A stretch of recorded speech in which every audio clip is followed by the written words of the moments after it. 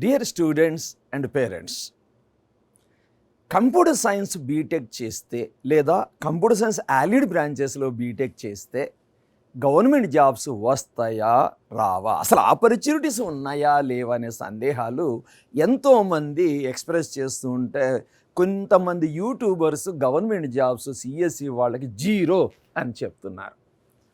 So దానికి సమాధానంగా నేను ఒక చిన్న వాస్తవం చెప్తాను. మా అన్నయ్య గారి అబ్బాయి పెళ్ళి ఒక రాజస్థాన్ అమ్మాయితో జరిగింది. సో పెళ్ళికి మేము వెళ్ళాం. అక్కడికి వెళ్ళినప్పుడు పెళ్ళి కూతురు అన్న నాకు పరిచయం అయ్యాడు. ఏం చేస్తున్నావు బాబు అని అడిగాను. బీటెక్ కంప్యూటర్ సైన్స్ అయిపోయింది అంకుల్ అన్నాడు. మరి ఏ కంపెనీకి, ఏ సాఫ్ట్వేర్ కంపెనీకి ట్రై చేస్తున్నావు అన్నాను. లేదండి, నేను గవర్నమెంట్ జాబ్ కోసం ట్రై చేస్తున్నాను అన్నాడు. నిజంగా చెప్పాలంటే నాకు మతిపోయింది. సిఎస్సి ఏంటి, గవర్నమెంట్ జాబ్ ఏంటి అంటే చాలా డిస్కషన్ జరిగింది. అంటే ఆ అబ్బాయి ఏమన్నాడంటే, నాకు కొంచెము మా ఇంట్లో మా అమ్మ నాన్నని వాళ్ళని చూసినాక సెక్యూరిటీ అనేది కూడా నాకు చాలా ముఖ్యము అని అన్నాడు. సో ఆ బ్యాక్గ్రౌండ్ని దృష్టిలో పెట్టుకొని నేను ఇప్పుడు ఈ వీడియో చేస్తున్నాను. So job opportunities in government sector for computer science, IT and allied branches. Okay, అసలు సిఎస్ఐటి వాళ్ళకి ఇదేంటి సార్ సిఎస్ఐటి అంటావు, సిఎస్సి వేరు ఐటీ వేరు కదా.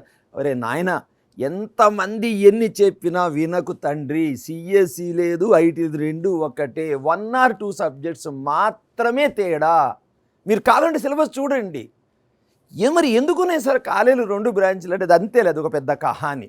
సో సిఎస్ఐటి అసలు నిజం మాట్లాడితే గేట్ కంప్యూటర్ సైన్స్ పేపర్ గారు మీరు చూస్తే అక్కడ సిఎస్సి ఉండదు, ఐటీ ఉండదు, సిఎస్ఐటి ఉంటుంది. అందుకే నేను సిఎస్ఐటి అన్నాను.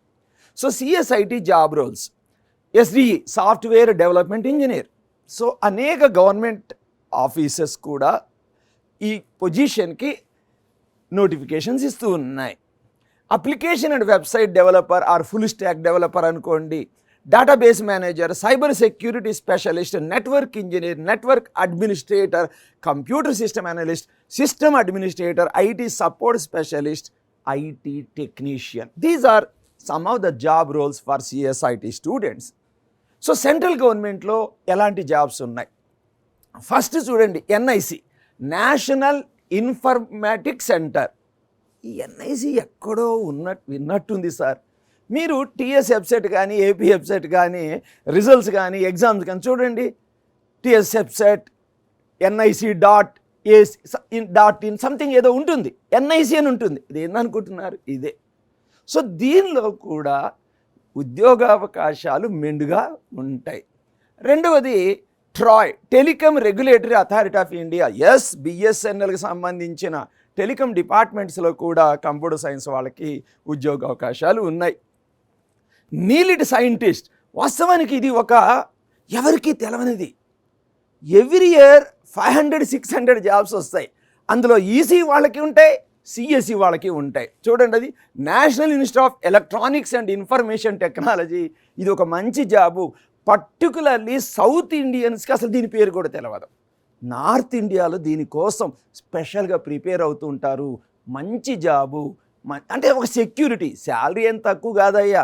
ఈ ట్విచ్ కంపెనీలో వచ్చే 3.6 lakhsతో పోలిస్తే అక్కడ నెలకు 60-70 వేలు, అంటే దాదాపు 7-8 lakhs ప్యాకేజ్ ఉంటుంది.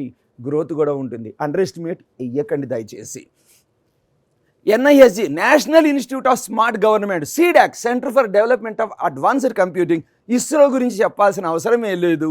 ప్రతి సంవత్సరం ఇస్రో నోటిఫికేషన్ వస్తుంది, మీరు చూడండి. అందులో కంప్యూటర్ సైన్స్ వాళ్ళకి అవకాశాలు ఉంటాయి.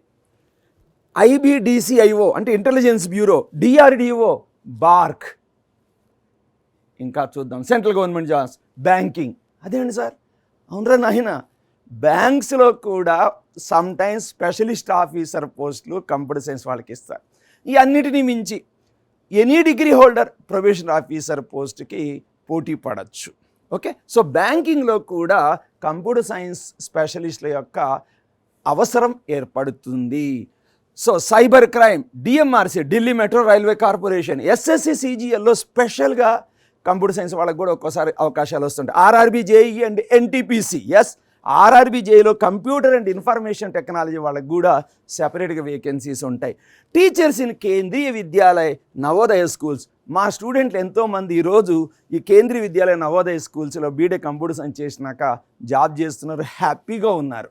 పిల్లలకి కంప్యూటర్ నాలెడ్జ్ ఇవ్వడంలో ఆనందం అన్నట్టు. Okay, right. So public sector అండర్టేకింగ్స్లో ఎలా ఉన్నాయి చూడండి. HAL, BEL, ONGC, HPCL, ECL, airport authority of India, DRDO, IOSL, BSNL, SAIL, power grid, NTRO, GAIL and navy lignite corporation India limited. So PSUs through GATE exam, graduate aptitude test in engineering. అప్పుడప్పుడు recession అంటాం, computer science జాబులు తగ్గినాయి sir, ఏం చేయాలా? నేను ఒకటే చెప్తా, దయచేసి ఎప్పుడు కూడా ఇది ఒక సైకిల్. ఈ సంవత్సరం జాబ్స్ తక్కువ ఉండొచ్చు, నెక్స్ట్ ఇయర్ మళ్ళీ సాఫ్ట్వేర్ భూమి వస్తుంది. మీరు చూడండి, ఇప్పుడు ప్రస్తుతానికి రిసెషన్ కనపడవచ్చు, నాకు తెలిసి ఇంకొక 6 నెలల సంవత్సరాల్లో కూడా మళ్ళీ జాబ్స్ పెరగచ్చు, లేదా వర్స్ట్ కేసు 2 సంవత్సరాలు. ఇది ఒక సైకిల్. మరి ఈ టైంలో ఏం చెయ్యాలి? గేట్ ఎగ్జామ్ రాయండి, పోస్ట్ గ్రాడ్యుయేషన్ చెయ్యండి, దానివల్ల అడిషనల్ నాలెడ్జ్ వస్తుంది, అడిషనల్ జాబ్ ఆపర్చునిటీస్ కూడా పెరుగుతాయి. ఓకే, సో గేట్ ఎగ్జామ్ ద్వారా కనుక ఐఐటీస్లో కానీ ప్రతిష్టాత్మక విద్యా సంస్థలైన ఎన్ఐటీస్లో కానీ IIITలో కానీ ఎంటెక్ చేస్తే ఈ బీటెక్ క్యాంపస్ ప్లేస్మెంట్ దేనికి పనికిరాదు. Okay, so PSUs through gate, BARC, BBNL, BEL, చూడండి, క్యాబినెట్ సెక్రటేరియట్, కాంకార్, క్రైస్, DMRC, DVC, ఇట్లా ఎన్నో చూడండి, ONGC, NTPC, PGCL, DRDO, BSNL, ECIL, POSOCO, BIS. Right.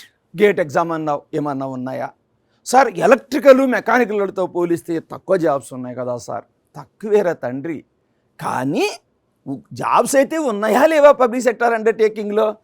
ఇక్కడ ప్యాకేజ్ ఎంత ఉంటుంది అనుకుంటున్నారా నాయన? 12 lakhs to 20 lakhs per annum. నువ్వు టిచ్ కంపెనీస్లో సర్వీస్ సెక్టార్లో చేరి ఎంత తీసుకుంటున్నావు? 3.3, మహా అయితే 4.5. ఓకే, ప్రోడక్ట్ బేస్డ్ కంపెనీస్లో వస్తే 20 lakhs 30 lakhs రావచ్చు, but majority 95% of the students are joining at what package? 3 to 4 lakh package. వాటితో పోలిస్తే ఇది మంచి అవకాశం. లాస్ట్ ఇయర్లో చూడండి 150 వేకెన్సీస్, ఇందులో ఇంటెలిజెన్స్ బ్యూరోలో 79, GAIL, gas authority of India limited 8, so naval lignite corporation 21, NTRO 33, power grid 6, SAIL 3. Power గ్రిడ్లో ఎంతో తెలుసా ప్యాకేజ్? Starting 20 lakhs. సో కొంతమంది సెక్యూరిటీ కావాలనుకుంటారు, గవర్నమెంట్ జాబ్ కావాలనుకున్న వాళ్ళు గేట్ ఎగ్జామ్ సీరియస్గా ప్రిపేర్ అవ్వండి. ఇవాళ రేపు గేట్ కంప్యూటర్ సైన్స్ కాంపిటీషన్ తగ్గింది, ఈ సాఫ్ట్వేర్ భూమిలో చెయ్యండి, మంచి ఇన్స్టిట్యూట్లో ఎంటెక్ చేయండి, మీకు అడిషనల్ క్వాలిఫికేషన్తో పాటు అదనపు అవకాశాలు పిండుగా వస్తాయి. ఇప్పుడు 2024లో కూడా ఈ మధ్యనే స్టార్ట్ అయింది కాబట్టి ఇప్పటి వరకు 22 వేకెన్సీస్ గేట్ కంప్యూటర్ సైన్స్. ఇది చూసి డిస్కరేజ్ అవ్వకండి, ఇంకా పెరుగుతాయి. Okay, right. State government jobs, state government జాబ్స్లో పోలీస్ డిపార్ట్మెంట్, మాకు తెలిసిన స్టూడెంట్లు కొంతమంది పోలీస్ డిపార్ట్మెంట్లో కంప్యూటర్ సైన్స్ తోటి స్పెషల్గా చేరతారు. ఎందుకు సార్? అరే చూస్తూనే ఉన్నాం కదరా నాయన, ఫోన్ ట్యాపింగ్ కేసులు, అసలు ఒక దొంగని, ఒక క్రైమ్ని ఛేదించడంలో పోలీస్ డిపార్ట్మెంట్లో ఎవరు మేజర్ రోల్ ప్లే చేస్తారో చెప్పమానా? కంప్యూటర్ సైన్స్ వాళ్ళు. అయితే వాళ్ళు కనపడరు మీకు, but basic background, brain behind this intelligence department, vigilance departments or computer science. So వీటిల్లో కూడా రిక్రూట్మెంట్ కంప్యూటర్ సైన్స్ వాళ్ళకి వస్తూ ఉన్నాయి. సో ఫోరెన్సిక్, పాలిటెక్నిక్ లెక్చరర్స్, డిప్లొమాలో కూడా కంప్యూటర్ సైన్స్లు ఉన్నాయా? ఉన్నాయి కదా. ఇవాళ రేపు పాలిటెక్నిక్లో కంప్యూటర్ సైన్స్ స్టూడెంట్లు ఎక్కువ మంది ఉన్నారు, మరి వాళ్ళకి పాఠాలు ఎవరు చెప్పాలి? బీటెక్ కంప్యూటర్ సైన్సే కదా. జీతం ఎంత అనుకుంటున్నావు పిచ్చి తండ్రి? 70,000+ పర్ మంత్. ఒక 10 ఏళ్ళు దాటే 2 లక్షలు దాటుతుంది. Secured job with BTech only. అయితే ఎప్పుడు వస్తాయి సార్? వచ్చినప్పుడు అవకాశాన్ని అందుకోవాలి, అంతేకాని ప్రతి సంవత్సరం వస్తాయని కాదు. సో పాలిటెక్నిక్ లెక్చరర్స్ కూడా ఒక మంచి ఉద్యోగ అవకాశం కంప్యూటర్ సైన్స్ వాళ్ళకి. అలానే system administrators and network administrators in various departments. Maintenance, ఏ కంపెనీలో చూసినా కంప్యూటర్లు, సర్వర్లు, కార్ఖానా ఉంటాయి, వాటి మెయింటెనెన్స్ ఎవరు చేయాలా? నువ్వు నేను చేయలేము. సో కంప్యూటర్ సైన్స్ గ్రాడ్యుయేట్సే చేస్తారు. ఓకే, ఫ్యూ సజెషన్, ఏదైనా కానీ focus on data structure and algorithm.